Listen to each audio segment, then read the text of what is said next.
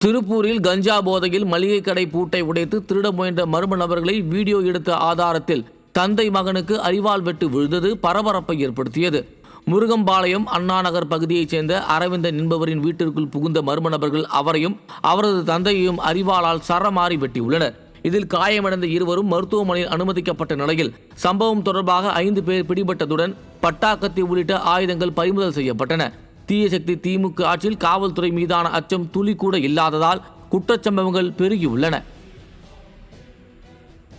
தமிழகத்தில் இருந்து படகு மூலம் யாழ்ப்பாணத்திற்கு கடத்திச் செல்லப்பட்ட 87 கஞ்சா மூட்டைகள் இலங்கை வடமராட்சியை பகுதியில் சிக்கியது. யாழ்ப்பாணம் மாவட்டம் ஆழியவளை கடற்கரையில் இலங்கை புலனாய்வு பிரிவு மேற்கொண்ட சோதனையில் கடற்கரையோரம் கேட்பாரட்சி கிடந்த சுமார் 30 லட்சம் ரூபாய் மதிப்பிலான 85 கிலோ கஞ்சா சிக்கியது. கஞ்சாவை கடத்திய கும்பல் தப்பியோடிய நிலையில் அவர்களை போலீசார் தேடி வருகின்றனர். நிர்வாக திறனற்ற திமுக ஆட்சியில் தமிழகம் போதைப் பொருட்களின் தலைநகராக மாறியுள்ள நிலையில் இலங்கை உள்ளிட்ட அண்டை நாடுகளுக்கும் கஞ்சா கடத்தல் சம்பவங்களை அதிகரித்து உலக அளவில் தமிழகத்திற்கு பெருத்த அவமானத்தை விடிய அரசு தேடி தந்துவிட்டதாக பொதுமக்கள் குற்றம் சாட்டியுள்ளனர்.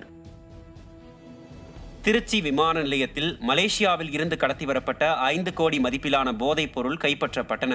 குவாலாலும்பூரில் இருந்து வந்த பயணி ஒருவரின் உடைமைகளை சோதனை செய்ததில் 5 கோடி ரூபாய் மதிப்பிலான 5 கிலோ ஹைட்ரோபோனிக் போதைப் பொருள் இருந்தது தெரியவந்தது. மைனாரிட்டி பாஜக ஆட்சியில் விமான நிலையங்களில் போதைப் பொருள் நடமாட்டம் அதிகரித்து வருவதற்கு இந்த சம்பவம் சான்றாகியுள்ளது.